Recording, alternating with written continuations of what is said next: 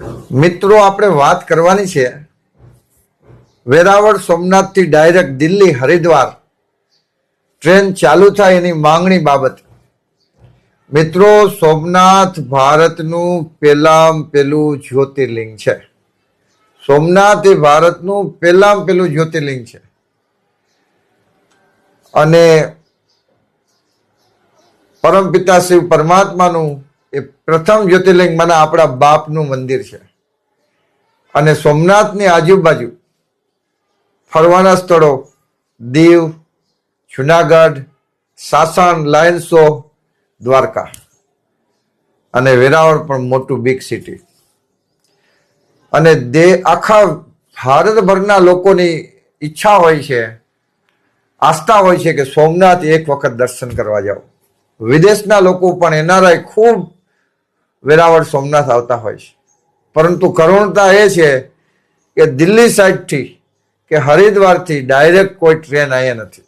અને આ બાજુના સૌરાષ્ટ્રના લોકોને ડાયરેક્ટ દિલ્હી, હરિદ્વાર કે આબુ રોડ જવું હોય તો કોઈ ડાયરેક્ટ ટ્રેન નથી.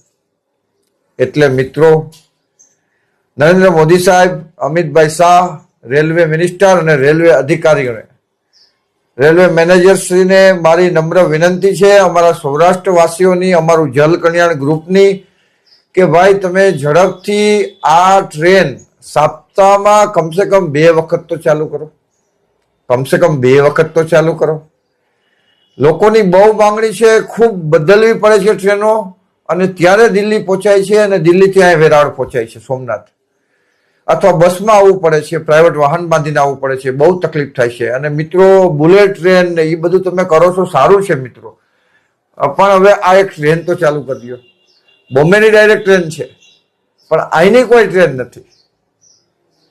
તો માંગણી એ છે કે વેરાવળ સોમનાથથી ડાયરેક્ટ દિલ્હીની ટ્રેન અથવા તો હરિદ્વારની ટ્રેન ચાલુ થાય તો આબુ રોડ, દિલ્હી, હરિદ્વાર, સોમનાથ એકબીજાનો અવર જવર સહેલું બને, લોકો હેરાન થતા બંધ થાય.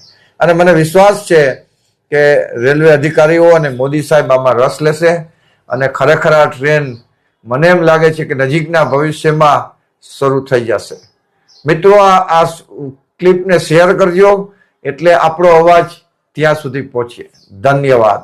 ઓમ શાંતિ.